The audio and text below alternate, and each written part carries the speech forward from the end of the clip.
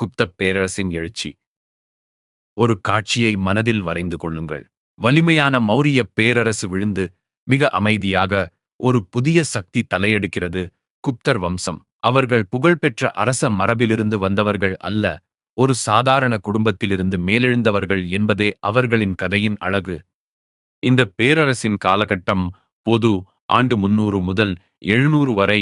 முதலில் அரியணையில் அமர்ந்தவர் ஸ்ரீகுப்தர். இவரது ஆட்சி 240 முதல் 280 வரை. இவருக்கு பிறகு வந்த மகன் கடோத்கஜர் முதலில் தன்னை மகாராஜா என்று அழைத்துக் கொண்டார். கடோத்கஜரின் மகன் முதலாம் சந்திரகுப்தர். அவர் தன்னை மகாராஜாதிராஜா, அரசர்களுக்கெல்லாம் அரசன் என்று உரிமையோடு அழைத்துக் கொண்டார். முதலாம் சந்திரகுப்தரின் தலைநகரம் பாடலிபுத்திரம் ஆகும். பிறகு அரியணை ஏறியவர் அவரது மகன் சமுத்திரகுப்தர். வரலாற்றாசிரியர் வி.ஏ. ஸ்மித் இவரை இந்தியாவின் நெப்போலியன் என்றழைத்தார். ஆனால் சமுத்திரகுப்தர் வெறும் போர்வீரர் அல்ல, கவிதையிலும் கலையிலும் மூழ்கியவர். அதனால்தான் அவருக்கு கவிராஜா என்ற பட்டமும் கிடைத்தது. போர்க்களத்தில் வாள் ஏந்திய அதே கை அரசவையில் வீணையும் மீட்டியது. இவரது வெற்றிக் கதையை இன்றும் நமக்கு உரக்கச் சொல்வது அலகாபாத்தூன் கல்வெட்டு. அதை எழுதியவர் அவரது அரசவை கவிஞர் ஹரிசேனர். அது நாகரி எழுத்தில் சமஸ்கிருதத்தில் 33 வரிகளில் பொறிக்கப்பட்டுள்ளது. அடுத்து வந்தவர்தான் பொற்காலத்தின் உச்சம், இரண்டாம் சந்திரகுப்தர். விக்ரமாதித்யன். வீரம், தெய்வீகம், சிங்கத்தின் வலிமை என ஒவ்வொரு பண்பையும் காட்டும் பல பெயர்கள் இவருக்கு உண்டு. தங்கம் மட்டுமே புழங்கிய குப்த மண்ணில் முதலில் வெள்ளி நாணயம் வெளியிட்டவர் இவரே.